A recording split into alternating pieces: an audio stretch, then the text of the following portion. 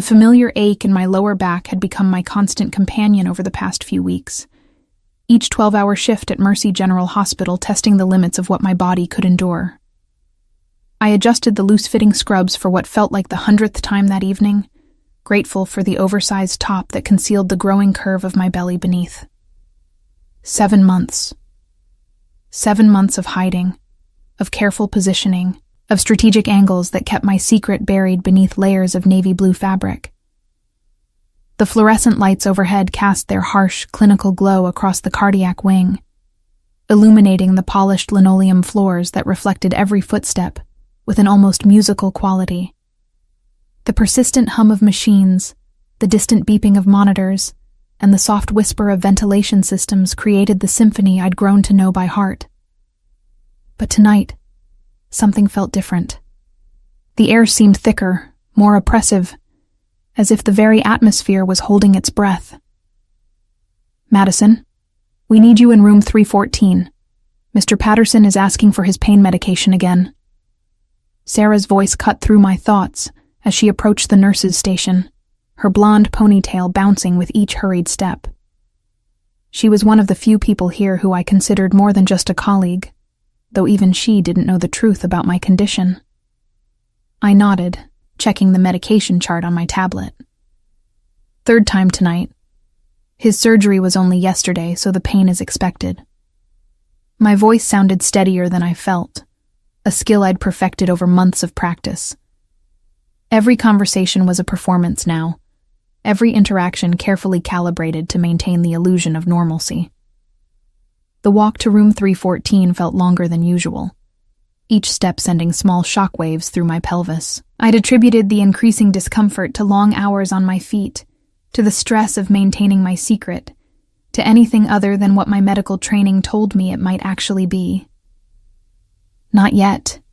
It was too early.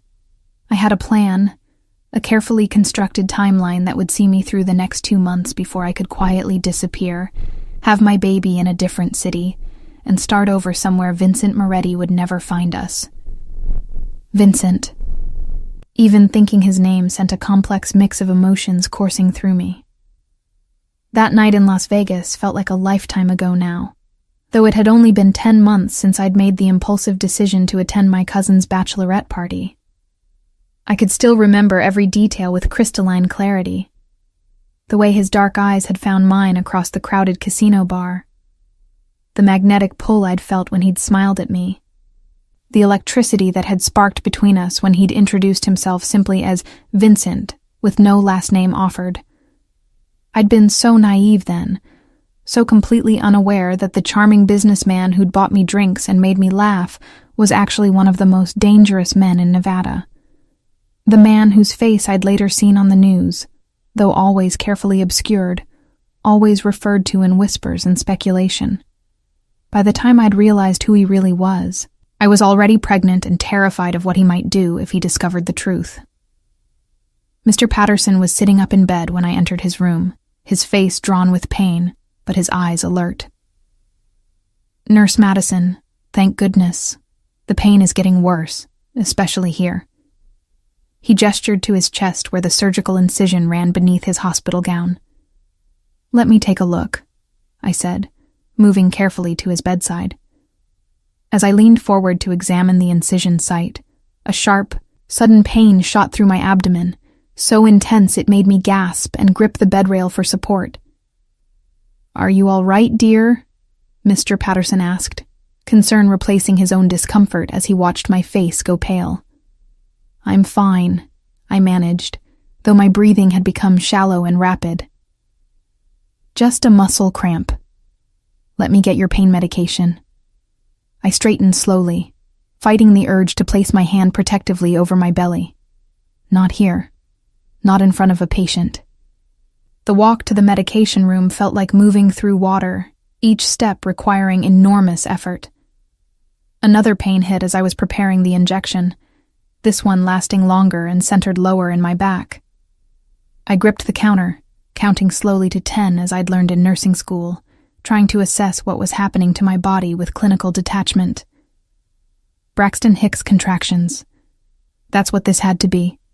Practice contractions, false labor, stress-induced muscle spasms, anything other than the alternative that my mind refused to fully acknowledge.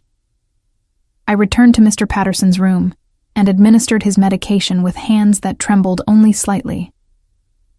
"This should help with the pain," I said, checking his vitals one more time.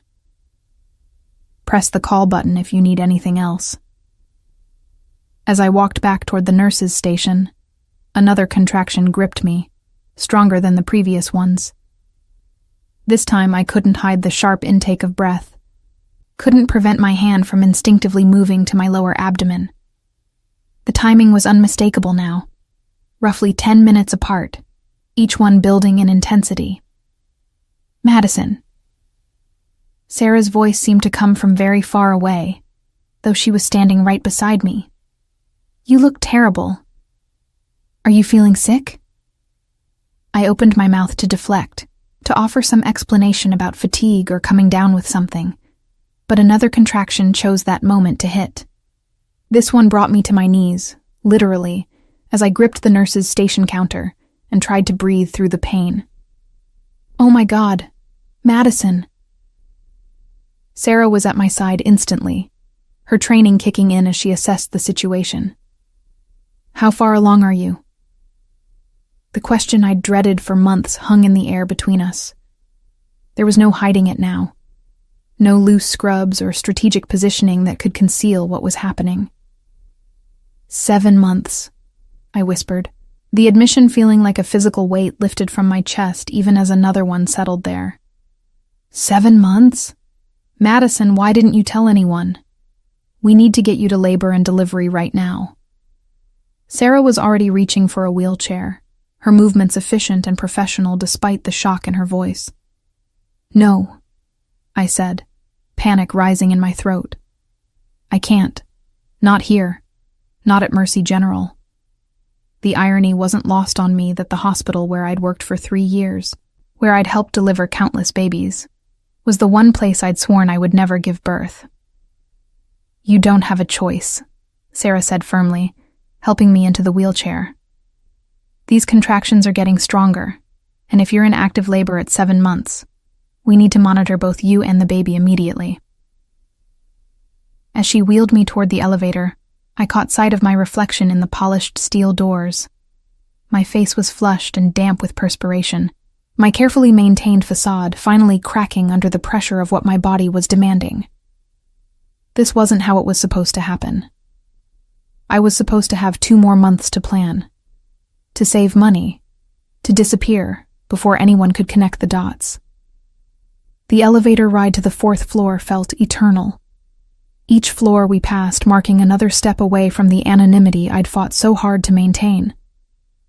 When the doors opened to reveal the familiar chaos of the labor and delivery ward, I felt the last vestiges of control slip away from my grasp.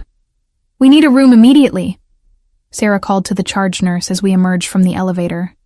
7 months, active labor, hospital employee. The charge nurse, Maria, looked up from her charts and her eyes widened in recognition. "Madison? Oh, honey, we had no idea." Her voice was kind but tinged with the same shock that had colored Sarah's reaction. As they wheeled me into a private room and began the familiar routine of admission procedures, I closed my eyes and tried to find some center of calm in the storm that was rapidly approaching.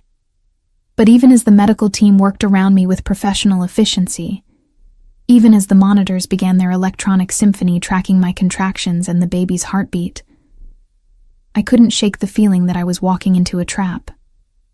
Somewhere in the back of my mind, a voice whispered that this was exactly what Vincent had been waiting for.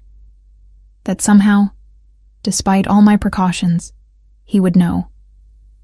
The thought sent another kind of pain through me, one that had nothing to do with labor and everything to do with the terrifying certainty that my carefully constructed walls were about to come crashing down. Part 2. The Siege. The next few hours passed in a haze of medical procedures and mounting dread. Dr. Chen, the attending obstetrician, had confirmed what I already knew, but had been desperately denying. I was in active labor, and there was no stopping it. At 30 weeks, my son would be premature but viable, requiring immediate NICU care, but with excellent prospects for a healthy life. My son. The words felt foreign in my mind. This reality I'd been postponing suddenly thrust upon me with the relentless force of each contraction. As the nursing staff bustled around me, checking monitors and adjusting IV drips, I found myself studying their faces for any sign of recognition, any hint that they knew more than they were letting on. "Madison, we need to update your emergency contact information," Maria said gently, holding a clipboard. "The form just says, none, but surely there's someone you'd like us to call." "There's no one," I said quickly, perhaps too quickly. The lie tasted bitter on my tongue, but the truth was infinitely more dangerous. My parents lived across the country and believed I was thriving in my nursing career, blissfully unaware of the mess I'd made of my life. And Vincent could never know. Maria's expression softened with sympathy. "Honey, you don't have to go through this alone. Even if it's just a friend." Before I could respond, another contraction gripped me, stronger than the others, demanding my complete attention. As I breathed through it, focusing on the relaxation techniques I'd learned in nursing school, I became aware of a commotion in the hallway outside my room. "Sir, you can't go in there without authorization," a voice was saying firmly. "This is a restricted area." "I have authorization," came the reply, and my blood turned to ice. That voice, deep and authoritative with just the hint of an accent that spoke of old-world sophistication, was one I'd tried so hard to forget but never could. "Vincent." The door to my room opened, and Maria stepped out into the hallway. I could hear her speaking to someone, her tone professional but strained. "I'm sorry, but unless you're immediate family or listed as an emergency contact, I can't allow." "Check with hospital administration." Vincent's voice cut through her protests smoothly. "They'll confirm my authorization to be here." My heart hammered against my ribs as I listened to Maria make a phone call, her voice growing increasingly confused and deferential. "Yes, Mr. Moretti. Of course. Right away, sir." There was a pause. Then, "I understand. Thank you for clarifying." When Maria returned to my room, her face was carefully composed, but I could see the questions in her eyes. "Madison, it seems you do have someone here to see you. Mr. Moretti says he's the baby's father?" The words hit me like a physical blow. After 10 months of hiding, of careful planning and desperate precautions, he had found me. Worse, he already knew about the baby. The realization sent panic coursing through my veins, even as another contraction built. "I don't want to see him," I managed between gritted teeth. "Please don't let him in here." Maria's expression was sympathetic but helpless. "I'm sorry, honey, but the authorization came from the top. Hospital policy." She trailed off as the door opened again. Vincent Moretti stepped into my room, and the space immediately felt smaller, the air thicker. He was exactly as I remembered him, but somehow more imposing in the sterile hospital environment. His dark hair was perfectly styled despite the late hour, his charcoal suit immaculate and expensive. But it was his eyes that held me captive. Those dark, penetrating eyes that seemed to see straight through every defense I'd ever built. "Hello, Madison," he said softly, his voice carrying a weight of authority that made the nursing staff unconsciously straighten. "It's been a while." "Get out," I whispered, though we both knew it was an empty demand. The very fact that he was here, that he'd somehow gained access to a restricted hospital area at nearly midnight, spoke volumes about the extent of his influence. Vincent moved closer to my bed with the fluid grace I remembered, his presence commanding despite the clinical setting. "You look beautiful," he said, and there was something almost tender in his voice that made my chest tighten. "Even now. Even like this. How did you find me?" The question slipped out before I could stop it, revealing my desperation to understand how thoroughly my carefully constructed refuge had been compromised. His smile was slight, but knowing. "Did you really think you could disappear from me so completely? A nursing license requires registration with the state board. Hospital employment requires background checks. Bank accounts leave paper trails." He paused, letting the implications sink in. "I've known where you were for months, Madison. I've been watching over you." The word sent a chill down my spine that had nothing to do with the hospital's aggressive air conditioning. "Watching over me." "Protecting you," he corrected, moving to stand beside my bed. "Do you think it was a coincidence that you got this job so easily? That your apartment application was approved despite your credit score? That you've never had any trouble here? Never faced any of the harassment that beautiful women in your position often encounter?" Each revelation was like another piece of a puzzle I hadn't known I was solving, showing me how completely I'd been living in an illusion of independence. "The security guard who always walks me to my car after night shifts," I said slowly, understanding dawning with horrible clarity. "One of mine," Vincent confirmed. "The maintenance man who fixed your apartment's heating system for free. The grocery store manager who always seems to have your favorite items in stock despite supply shortages." His hand moved as if to touch my face, then stopped just short of contact.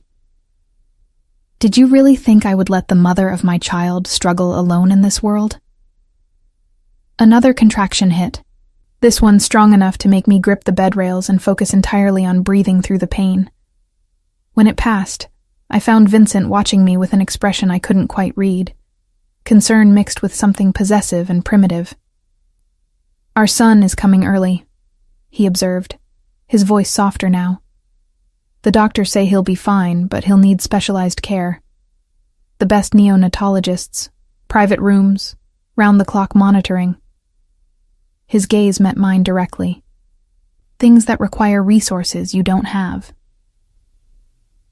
"I have insurance," I said weakly, though we both knew the limitations of my hospital coverage. "Your insurance has a lifetime cap of $1 million for NICU care," Vincent replied without hesitation, demonstrating a knowledge of my personal finances that was both impressive and terrifying. "Premature babies can easily exceed that in their first month alone, especially if there are complications." The implications of his words settled over me like a weight. He wasn't just offering help. He was revealing how completely dependent I already was on his protection, whether I'd acknowledged it or not. "What do you want from me?" I asked, though I was afraid I already knew the answer. Vincent's smile was slow and certain, like a man who had been playing a long game and was finally ready to reveal his hand. "I want what's mine, Madison. I want my son to have my name, my protection, my legacy. And I want you to stop running from what we both know is inevitable." Before I could respond, Dr. Chen entered the room, followed by a nurse I didn't recognize. "Ms. Carter, we need to discuss the birth plan," she began, then stopped short when she saw Vincent. "I'm sorry. I didn't realize." "Dr. Chen," Vincent said smoothly, extending his hand. "Vincent Moretti, the baby's father. I understand you'll be delivering my son tonight." Dr. Chen's demeanor shifted subtly as she shook his hand, her professional mask slipping just enough to reveal recognition. "Mr. Moretti, of course. We'll take excellent care of both mother and baby, I assure you." As I watched this exchange, I realized with growing horror that Vincent's influence extended even into the delivery room, where I would be at my most vulnerable. The doctor who would bring my son into the world already knew who Vincent was, already understood that he was someone whose wishes carried weight. "I want a private suite for Madison," Vincent continued, his tone casual but leaving no room for argument. "And I want Dr. Reeves from Children's Hospital to attend the delivery. He's the best neonatologist in the state." "Of course, Mr. Moretti," Dr. Chen replied immediately. "I'll make the arrangements right away." As the medical staff hurried to accommodate Vincent's requests, I felt the walls of my carefully constructed independence crumbling around me. He had found me, Yes, but more than that. He had been pulling the strings of my life for months without my knowledge. Every choice I thought I'd made independently had been guided by his invisible hand. The most terrifying part wasn't his power or his influence. It was the growing realization that despite everything I knew about who he was and what he was capable of, part of me felt relieved that I no longer had to carry this burden alone. The private suite Vincent had arranged was a far cry from the standard labor and delivery rooms I was accustomed to. Floor-to-ceiling windows offered a panoramic view of the city lights, while the furniture resembled a high-end hotel more than a hospital. Even in the midst of labor, I couldn't help but notice the fresh orchids on the side table, the Egyptian cotton sheets, the way the nursing staff moved with a deference I'd never seen them show to other patients. "This is unnecessary," I said, as another contraction peaked, my grip tightening on the bed rails. "I don't need all this luxury." Vincent, who had claimed the chair beside my bed as if it were a throne, leaned forward slightly. "My son will be born in circumstances befitting his position," he said simply. "As will his mother." The possessive way he spoke about our child sent a familiar chill through me, one that transported me back to that night in Las Vegas when I'd first glimpsed the intensity beneath his charming facade. We'd been in his hotel suite, a penthouse that occupied the entire top floor of the Bellagio, and I'd been admiring the view of the Strip when he'd come up behind me, his hand settling on my waist with a proprietary confidence that should have been a warning. "You're different from the others," he'd murmured against my ear, his breath warm on my neck. "They want something from me. Money, status, protection. But you don't even know who I am, do you?" I'd turned in his arms, laughing softly. "Should I? Are you famous or something?" The innocence of that question now seemed almost laughable, but at the time, I'd been genuinely curious about this mysterious businessman who wore $1,000 suits like they were casual wear. "In certain circles," he'd replied, his dark eyes studying my face with an intensity that made my pulse quicken. "But tonight, I'm just Vincent, and you're just Madison. Nothing else matters." How wrong we'd both been. "You're thinking about that night," Vincent observed, pulling me back to the present. His ability to read my expressions hadn't diminished over the months apart. "Vegas.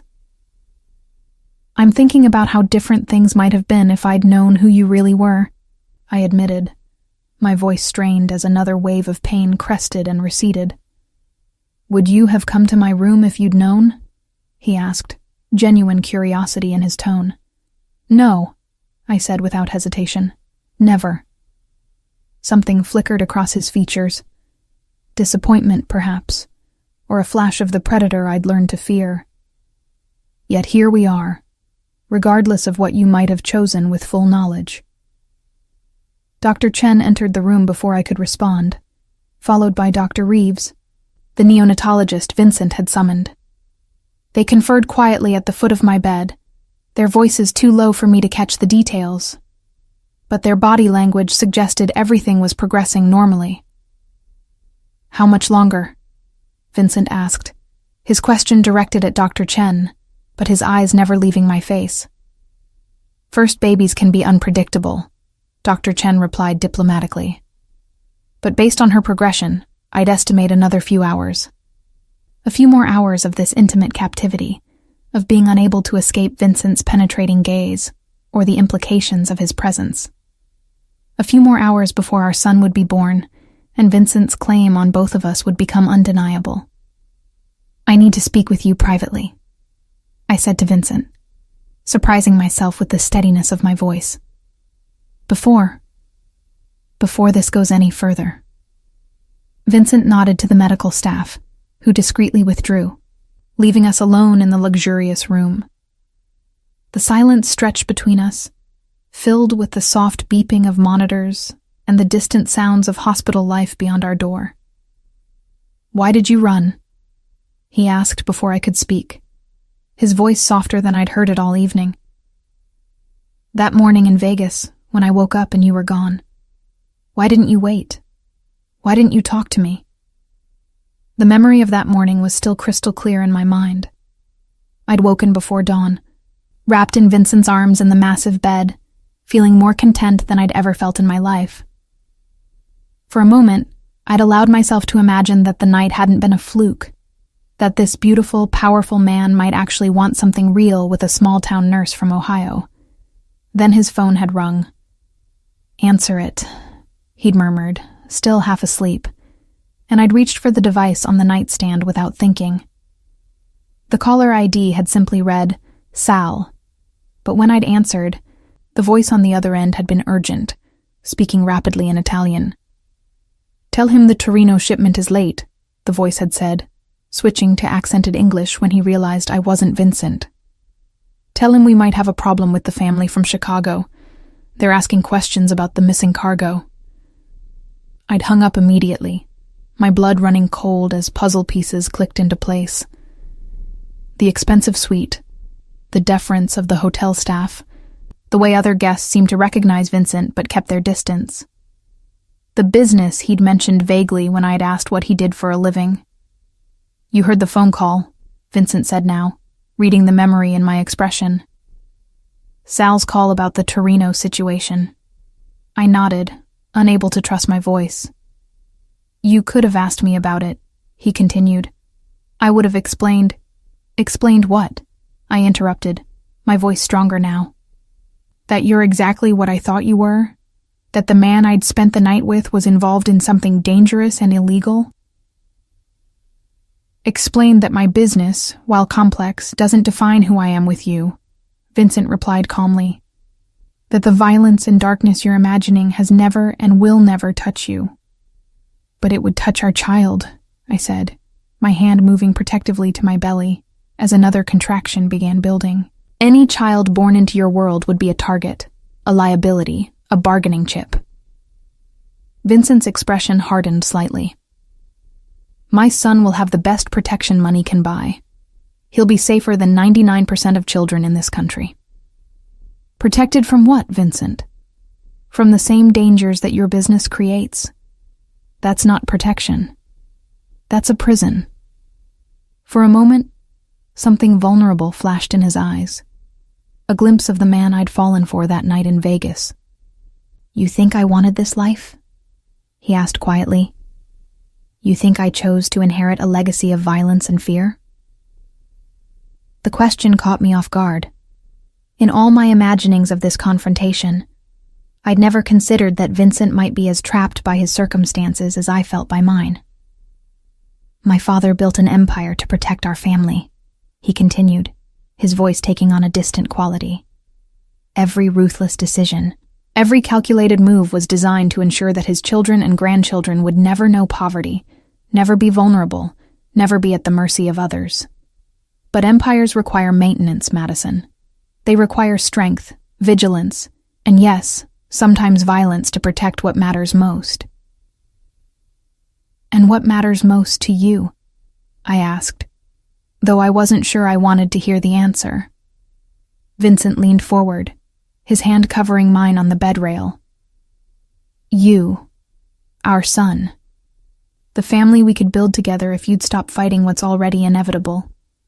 His touch was warm, familiar, sending unwanted sparks through my nervous system despite everything. "I won't let you turn our child into a weapon," I said, but my voice lacked the conviction I'd felt just moments before. "I want to turn him into an heir," Vincent corrected. "To give him every advantage, every opportunity, every protection this world can offer." Is that really so terrible? Before I could answer, another contraction hit, stronger than the previous ones, demanding my complete attention. As I breathed through the pain, I felt Vincent's other hand settle gently on my shoulder, offering an anchor of stability in the storm. "Let me protect you both," he said quietly. "Let me take care of you the way you deserve to be taken care of. You've been alone long enough, Madison." The offer hung in the air between us, tempting in its simplicity. Part of me wanted to surrender to the safety he represented, to stop fighting a battle I was clearly losing. But another part, the part that had sustained me through months of hiding and fear, refused to give up so easily. "What are you proposing?" I asked finally. Vincent's smile was slow and triumphant, as if he'd been waiting for exactly this question. "Partnership," he said. "You keep your job if you want it, though you'll never need to work again. You'll have your own space, your own life, but under my protection. And our son will have everything he needs to thrive. And in exchange, you stop running from me," he said simply. "You let me be a father to our child. You let me show you that the man you met in Vegas is still here, beneath everything else." The contraction was fading now, leaving me exhausted and emotionally raw. As I looked into Vincent's dark eyes, I saw something that surprised me. Hope. This powerful, dangerous man was hoping I would choose him, choose the life he was offering. "I need guarantees," I said finally. "About our son's safety, about his future, about my role in his life." Vincent's grip on my hand tightened slightly. "Name them." "He never gets involved in your business. Ever.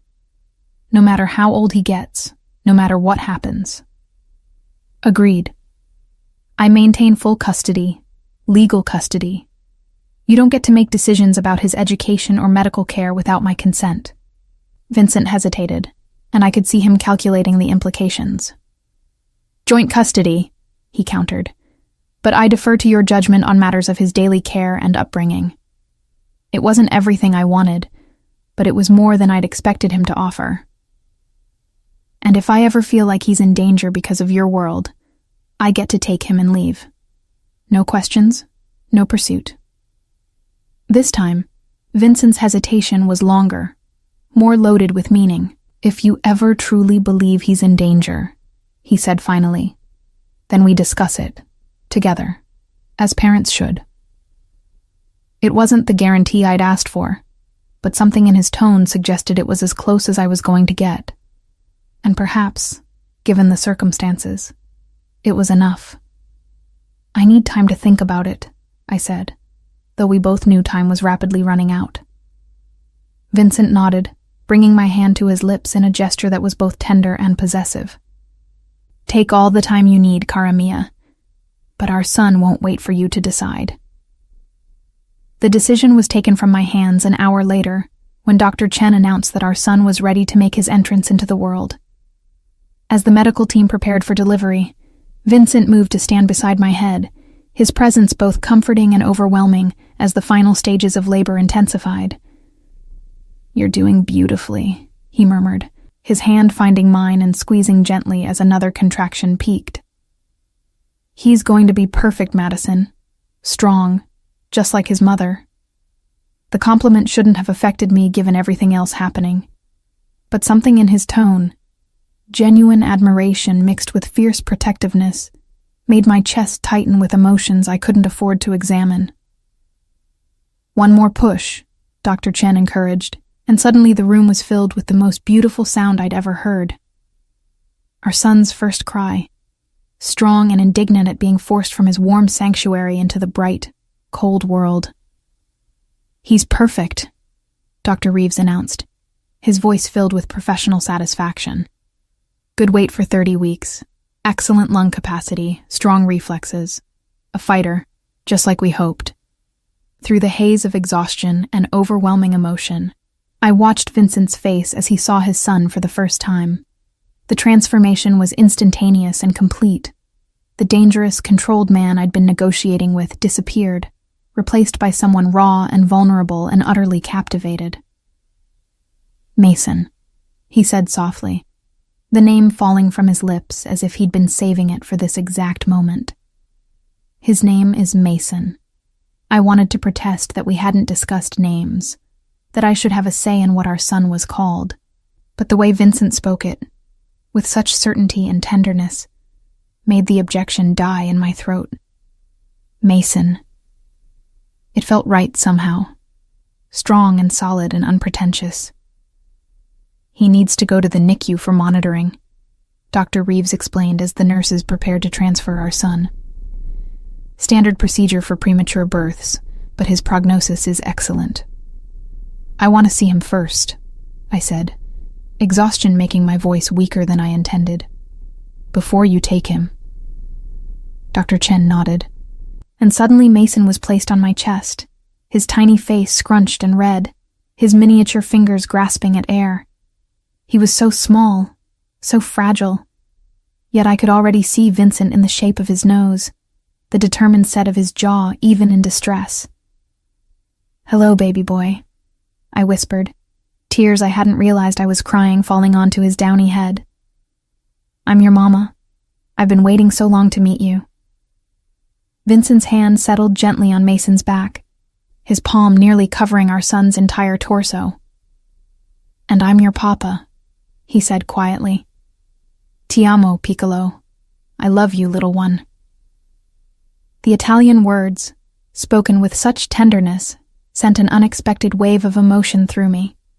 This was what I'd feared and hoped for in equal measure.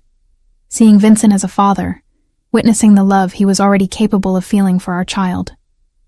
Too soon, the medical team whisked Mason away to the NICU, leaving Vincent and me alone in the suddenly quiet room. The absence of our son's presence felt like a physical ache, an emptiness that made me understand why Vincent had been so determined to claim us both. "He's beautiful," Vincent said, his voice still soft with wonder. "Thank you, Madison, for giving me this gift." Before I could respond, there was a sharp knock at the door, followed immediately by the entrance of a man I didn't recognize. He was shorter than Vincent, but carried himself with the same predatory confidence, his expensive suit and cold eyes marking him as someone from Vincent's world. "We have a problem," the man said without preamble, his gaze flicking briefly to me before focusing entirely on Vincent. "The Torino situation has escalated. They know about the girl." Vincent's entire demeanor shifted, the tender father disappearing behind a mask of lethal calm. "Not here, Sal," he said quietly, but the warning in his voice was unmistakable. "They've got people at the hospital," Sal continued, ignoring the warning, asking questions about room assignments, visiting schedules. "They know she's here, Vincent. They know about the kid." The blood in my veins turned to ice as the implications sank in. Whatever Vincent had been protecting me from, it had found us anyway. The fantasy that I could somehow negotiate my way out of his world crumbled as I realized that I was already too deep to escape. "How many?" Vincent asked, his voice deadly calm. "At least 4 that we've identified. Probably more." Sal's expression was grim. "They're being subtle about it, but it's definitely reconnaissance." Vincent was quiet for a long moment, his mind clearly working through options and contingencies. When he spoke again, his tone brooked no argument. "Double the security on this floor. I want our people at every exit, every stairwell, every service entrance. And get Dr. Chen. I want Madison and the baby moved to a more secure location." "Vincent," I began, fear making my voice shake. "What's happening? Who are the Torinos?" He turned to me, and for a moment, his carefully controlled mask slipped, revealing the depth of his concern. "A competing family," he said simply. "They've been trying to expand into my territory for months. Using you and Mason to pressure me would be strategically sound from their perspective."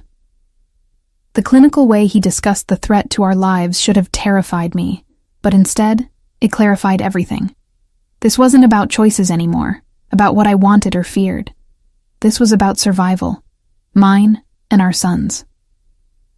"What do you need me to do?" I asked, surprising myself with the steadiness of my voice. Vincent's expression softened slightly at my capitulation. "Trust me," he said simply. "Let me protect you both the way I should have been doing all along." Over the next hour, I watched Vincent's world unfold around us with military precision. Men appeared and disappeared with silent efficiency.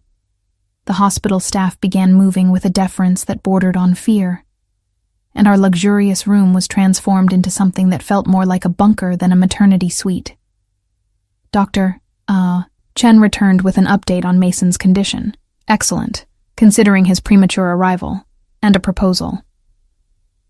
Mr. Moretti, we can arrange for a private wing at Children's Hospital, she offered. Better security, specialized care, and more control over who has access. Do it, Vincent replied without hesitation. And I want Madison transferred there as well. Same room if possible. I should go home, I protested weakly. I can't afford extended hospital stays, and Mason will be in the NICU for weeks anyway. Vincent's laugh was devoid of humor. Your apartment is the first place they'll look, Madison, and as for the cost. He gestured vaguely, dismissing my financial concerns as irrelevant. Money is not a factor in my son's care. As if to emphasize his point, Sal returned with a tablet, showing Vincent what appeared to be security footage. I caught a glimpse of the screen, men in suits loitering near the hospital's main entrance, their body language suggesting they were waiting for something. Definitely Torino's people, Sal confirmed, but they're keeping their distance for now, probably waiting to see if you'll bring the kid outside. Then we don't, Vincent said simply. We make Children's Hospital our base of operations until this is resolved. The ease with which he rearranged reality to suit his needs should have frightened me, but instead, I found myself grateful for his competence. Whatever game was being played around us, Vincent clearly understood the rules better than I ever could. There's something else, Sal added, his tone carrying a weight that made Vincent's attention sharpen. We intercepted communications. They're not just interested in leverage. They want the kid, permanently. The words hit me like a physical blow, and I felt what little color I had left drain from my face. What does that mean? I whispered. Vincent's expression became absolutely lethal. It means, he said quietly, that negotiation is no longer an option. It means this ends only one way. As if responding to the tension in the room, Mason's cry echoed from the NICU, through the baby monitor Dr. Chen had thoughtfully provided. The sound of our son's distress made something primal and fierce rise in my chest, a protective instinct that dwarfed every other consideration. I accept, I said suddenly, the words surprising even me. Your proposal, your protection, all of it. Vincent's eyes met mine, and I saw satisfaction there, but also something deeper. Relief, perhaps, or recognition that we were finally on the same side. Welcome to the family, cara mia, he said softly. Now let's go get our son. The private wing at Children's Hospital felt like entering a different world entirely. One where Vincent's influence had transformed a medical facility into something resembling a fortress. As I was wheeled through corridors that had been mysteriously cleared of all other visitors, I began to understand the true scope of what I'd agreed to accept. The entire floor has been reserved, Vincent explained as we moved toward what would become our temporary home. No unauthorized personnel, no unexpected visitors, no security gaps. His hand rested possessively on my shoulder as he walked beside the wheelchair, his touch both comforting and claiming. The suite they'd prepared was nothing short of extraordinary. What should have been a standard hospital room had been transformed into something that rivaled the most luxurious hotels. Fresh flowers adorned every surface. The lighting had been adjusted to something warm and welcoming rather than clinical. And through the large windows, I could see armed men positioned discreetly around the building's perimeter. This is excessive, I murmured, though I had to admit the lengths Vincent had gone to ensure our comfort were impressive. How many people does it take to protect one premature baby? However many it takes, Vincent replied without hesitation. The Torinos aren't just a business rival, Madison. They're animals who would use an innocent child to settle old scores. His jaw tightened as he spoke, and I caught a glimpse of the ruthless man beneath the concerned father facade. They made this personal the moment they targeted my family. Our son, Mason, was in the NICU just down the hall, surrounded by the best medical equipment money could buy and guarded by men who looked more like special forces operators than hospital security. I'd been allowed to hold him again before being settled into recovery.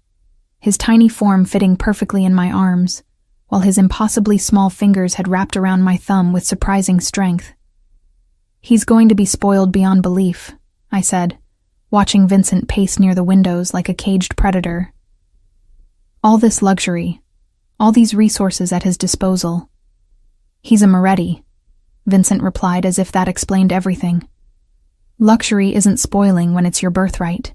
The casual arrogance in his statement should have annoyed me, but instead, I found myself fascinated by this glimpse into how Vincent viewed the world. In his mind, our son wasn't being given extraordinary advantages. He was simply receiving what was rightfully his. A soft knock interrupted my thoughts, and Dr. Chen entered with an update on Mason's condition. "He's responding beautifully to treatment," she reported, her smile genuine despite the unusual circumstances. "His breathing is strong, his reflexes are excellent, and his weight gain is already ahead of schedule." "When can he come home?" Vincent asked, and I noticed he didn't specify whose home he meant. "Premature babies typically need several weeks of monitoring," Dr. Chen explained diplomatically. "But given the quality of care we can provide here, and the unique security situation, it might be best to extend that timeline slightly." Vincent nodded as if he'd expected this answer. "Whatever he needs. Cost is not a consideration." After Dr. Chen left, silence settled over the room, broken only by the soft hum of medical equipment and the distant sounds of the hospital. I found myself studying Vincent's profile as he stood by the window, noting the tension in his shoulders, the way his hands remained clenched even in repose. "Tell me about them," I said quietly. "The Torinos. What do they really want?" Vincent turned, his expression guarded. "Are you sure you want to know? Some knowledge can't be unknown, Madison." "I'm already in this, aren't I? Whether I understand it or not, I'm part of your world now. I'd rather know what I'm facing." He was quiet for a long moment, clearly weighing how much truth I could handle. When he spoke, his voice carried the weight of old grievances and barely controlled fury. "The Torino family has been trying to expand into Nevada for 3 years," he began, settling into the chair beside my bed. "They see our operations here as outdated, inefficient. They believe they can provide the same services with more aggressive methods." "Services," I repeated, understanding that this was likely a euphemism for activities I didn't want to examine too closely. "Protection, dispute resolution, import logistics," Vincent said smoothly. "Legitimate businesses that happen to operate in gray areas." He paused, studying my face. "The specifics don't matter. What matters is that they've decided the most efficient way to eliminate me is to eliminate everything I care about." The implications sent a chill through me. "And now that includes Mason and me." "Now that includes my entire reason for living," Vincent corrected, his voice dropping to something almost tender. "Which makes them more dangerous than they realize, because a man with nothing left to lose is capable of anything." Before I could respond to the intensity in his declaration, Sal appeared in the doorway, his expression urgent. "We've got movement," he reported. 3 vehicles just pulled up to the south entrance. Torino's top lieutenant plus at least 6 soldiers. Vincent was on his feet instantly, every trace of the tender father disappearing behind a mask of lethal calculation. "They're testing our response time," he said, moving toward a laptop that had been set up on a side table, "seeing how quickly we react, how many people we have positioned." "What do we do?" I asked, hating the fear in my voice but unable to suppress it. "You stay here," Vincent replied firmly, his fingers flying over the keyboard as he accessed what appeared to be a building-wide security system. "Sal, get Martinez and his team to the south entrance. I want a show of force, but no engagement unless they make the first move." As Sal departed to carry out the orders, I watched Vincent orchestrate our defense with the same efficiency he'd shown in arranging our medical care. This wasn't a man playing at being dangerous. This was someone who lived and breathed strategy, who who thought in terms of chess moves and calculated risks. "How long can this go on?" I asked. "This standoff, this protection detail, all of it?" Vincent glanced up from the laptop, his expression softening slightly when he saw the exhaustion in my face. "As long as necessary," he said simply. "But not much longer. The Torinos have overplayed their hand by coming here, by threatening my family so openly." "What does that mean?" His smile was cold and predatory. "It means they've given me justification for a response that will end this permanently." The quiet certainty in his voice should have terrified me, but instead I felt something like relief. Whatever Vincent was planning, whatever permanent solution he had in mind, it would mean Mason and I could finally stop looking over our shoulders. "I want to see him," I said suddenly. "Our son. Before. Whatever you're planning happens." Vincent's expression softened immediately. "Of course. Let me check with security first." As he made the necessary calls, I found myself marveling at how completely my life had been reorganized around Vincent's world. 24 hours ago, I'd been an independent woman with a secret.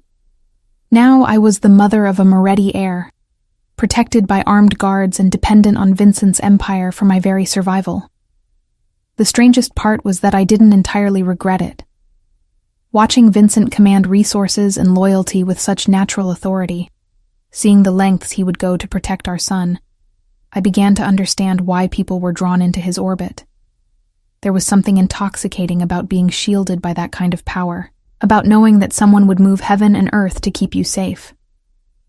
"It's clear," Vincent announced, returning to my side. "Would you like a wheelchair, or do you feel strong enough to walk?" "I can walk," I said, accepting his offered arm as I stood. The short journey to the NICU felt monumental, each step taking me further from the woman I'd been, and closer to whoever I was becoming. Mason was sleeping when we arrived, his tiny chest rising and falling with mechanical precision under the careful monitoring of machines that cost more than most people's yearly salaries. But he was breathing on his own now, Dr. Chen had assured us, the ventilator having been removed that morning. "He looks like you," I murmured, watching Vincent's face as he studied our son through the incubator's clear walls. "He has your mouth," Vincent replied, his voice soft with wonder. "And your stubborn chin." He glanced at me, something vulnerable flickering in his dark eyes. "Thank you, Madison. For him. For trusting me. For letting me protect you both." As if responding to his father's voice, Mason stirred slightly, one tiny hand moving toward the sound. Vincent immediately reached through the incubator's porthole, offering his finger for Mason to grasp. "Papa's here, Piccolo," he whispered. "Papa will always be here." Watching them together, this dangerous man and this innocent child, I felt the last of my resistance crumble completely. Whatever Vincent's world demanded of us, whatever prices we would have to pay for his protection, it was worth it to see Mason safe and loved. The sound of approaching footsteps made Vincent's head snap up, his body tensing for potential threat. But it was only Dr. Chen, carrying what appeared to be discharge papers.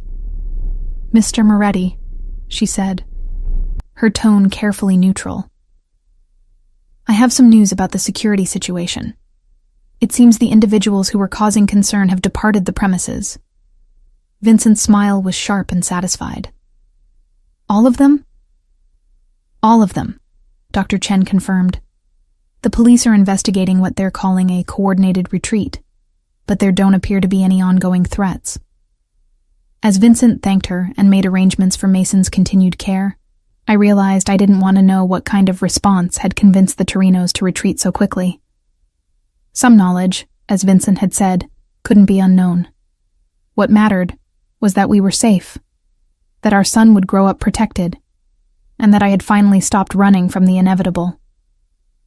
"Welcome to forever, cara mia," Vincent murmured, his arms settling around my waist as we watched our son sleep. This is just the beginning. 3 weeks later, as Mason grew stronger in his specialized nursery, and I recovered in the luxury of Vincent's protection, I learned what it truly meant to be part of the Moretti legacy. The Torino threat hadn't simply disappeared as Dr. Chen had suggested. It had been systematically dismantled with a precision that was both terrifying and oddly reassuring. Their operations in Nevada have been completely shut down, Vincent explained over breakfast in our private dining room, his tone as casual as if he were discussing the weather. Their lieutenant is in federal custody on unrelated charges, and their remaining soldiers have accepted employment opportunities in other states. I didn't ask what kind of employment opportunities Vincent had arranged, or what evidence had suddenly materialized to put a federal case together. Some details of my new life were better left unexplored. Mason had been moved to a private nursery within our wing, still requiring medical monitoring but healthy enough that I could hold him for hours at a time. Watching Vincent with our son had become my favorite part of each day. Seeing this powerful, dangerous man reduced to complete tenderness by a baby's grip on his finger, hearing him speak softly in Italian as Mason slept against his chest. "He's going to be discharge ready soon," I said, cradling Mason as he finished his morning feeding. "Dr. Chen thinks another week, maybe 2. Vincent nodded, but something in his expression suggested he had more on his mind than Mason's medical progress. "We need to discuss arrangements," he said carefully, "for when you're both ready to leave the hospital." This was the conversation I'd been both anticipating and dreading. For 3 weeks, we'd existed in a bubble of shared concern for Mason, our complicated history temporarily set aside in favor of our son's needs. But that grace period was ending, and real decisions would have to be made about our future. "I've been thinking about that," I said, adjusting Mason's position so I could see Vincent's face clearly. "I want to go back to work eventually. Not immediately, but when Mason's older, when he doesn't need constant monitoring." "Absolutely," Vincent agreed, surprising me with his immediate acceptance. "Though perhaps not at Mercy General. I've spoken with the administrators at Children's Hospital. They'd be honored to have someone with your experience and dedication." The casual way he rearranged career opportunities should have annoyed me, but I was beginning to understand that this was simply how Vincent operated. He saw problems and solved them, often before the people affected even realized solutions were needed. "And living arrangements?" I asked, the question that had been weighing most heavily on my mind. Vincent leaned back in his chair, his expression carefully neutral. "I've had a house prepared," he said. "In the hills, about 20 minutes from the main estate. Secure, private, but close enough that I can be there in minutes if needed." "Your estate?" "The family compound," he clarified. "My parents' old home, where I grew up. It's been in the Moretti family for 4 generations. The idea of living so close to the heart of Vincent's world should have concerned me, but instead, I found myself curious about this glimpse into his history. "And this other house?" "Originally built for my grandmother when she became widowed," Vincent explained. "She wanted independence, but also family nearby. It seemed like an appropriate model for our situation." Before I could respond, Sal appeared in the doorway, his expression more serious than usual. "Vincent, we have a situation. The federal task force wants to meet." Vincent's entire demeanor shifted, the relaxed father disappearing behind his professional mask. "About what?" "The Torino investigations. They want to discuss ongoing cooperation and future considerations." The coded language told me this was related to whatever Vincent had done to eliminate the threat to our family, but the implications were clearly more complex than I'd realized. "When?" Vincent asked. "This afternoon. They're suggesting a neutral location." Vincent was quiet for a moment, clearly calculating risks and benefits. "Set it up," he decided, "but I want full security protocols, no surprises." As Sal departed to make arrangements, I felt a familiar chill of fear. "This is about us, isn't it? About what happened to protect Mason and me? Vincent moved to sit beside me, his hand settling gently on Mason's back as our son slept in my arms. Sometimes cooperation with law enforcement serves everyone's interests, he said diplomatically. The federal government wants to see certain criminal enterprises shut down, and I want to ensure my family's safety. Occasionally, those goals align. You made a deal with them, I realized, to eliminate the Torinos. I provided information that helped them build cases against genuinely dangerous criminals, Vincent corrected. Men who would have continued to threaten innocent people if left unchecked. The distinction felt important to him, and I was beginning to understand why. In Vincent's world, there were rules, codes of conduct that separated acceptable business from genuine evil. The Torinos had crossed those lines when they threatened a child. What does this mean for us? I asked. For our future? Vincent's smile was slight but genuine.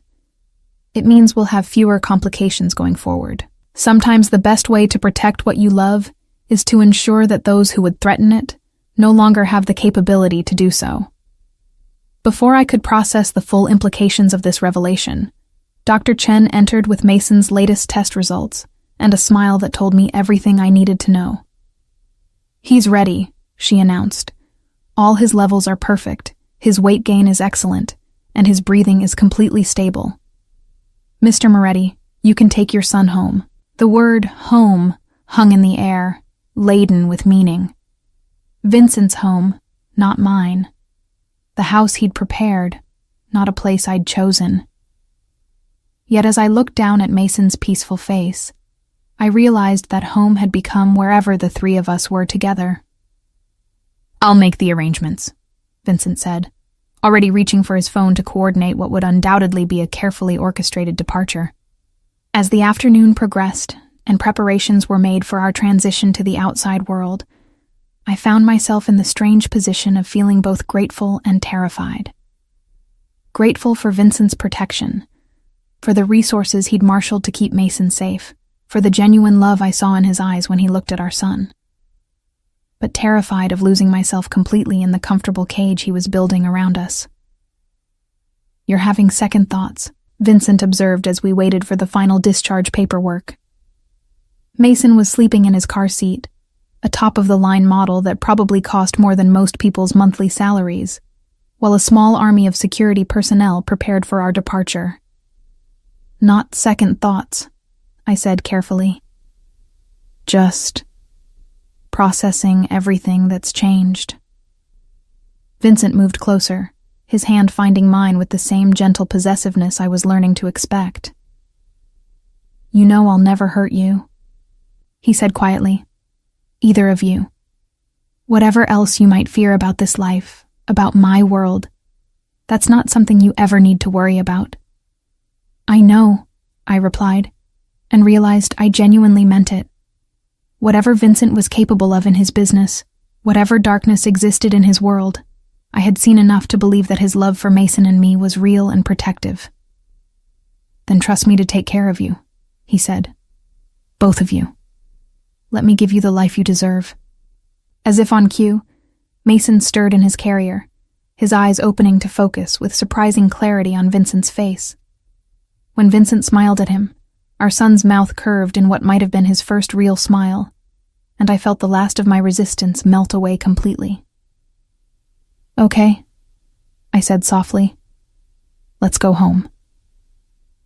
Vincent's answering smile was radiant with triumph, and something deeper.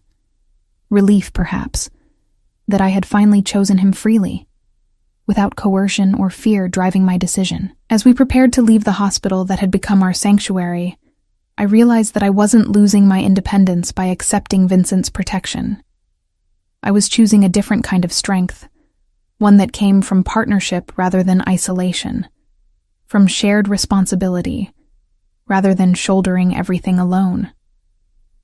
Whatever challenges lay ahead in our unconventional family, whatever prices would have to be paid for the security Vincent's world provided, we would face them together, and perhaps in the end, that was enough. The black SUV was waiting when we emerged from the hospital, surrounded by the discreet but unmistakable presence of Vincent's security team. As we settled into the vehicle with Mason secure between us, I caught a glimpse of our reflection in the tinted windows. A family, complicated and unconventional, but undeniably real. "Ready?" Vincent asked, his hand covering mine as the driver waited for instructions. I looked down at Mason, then back at Vincent, seeing my future reflected in his dark eyes. "Ready," I said, and meant it completely. As we drove toward whatever came next, I realized that sometimes the most important choice isn't between safety and freedom, but between facing the unknown alone, or with someone who would fight the world to protect what mattered most. Vincent had given me that choice, and I had chosen him.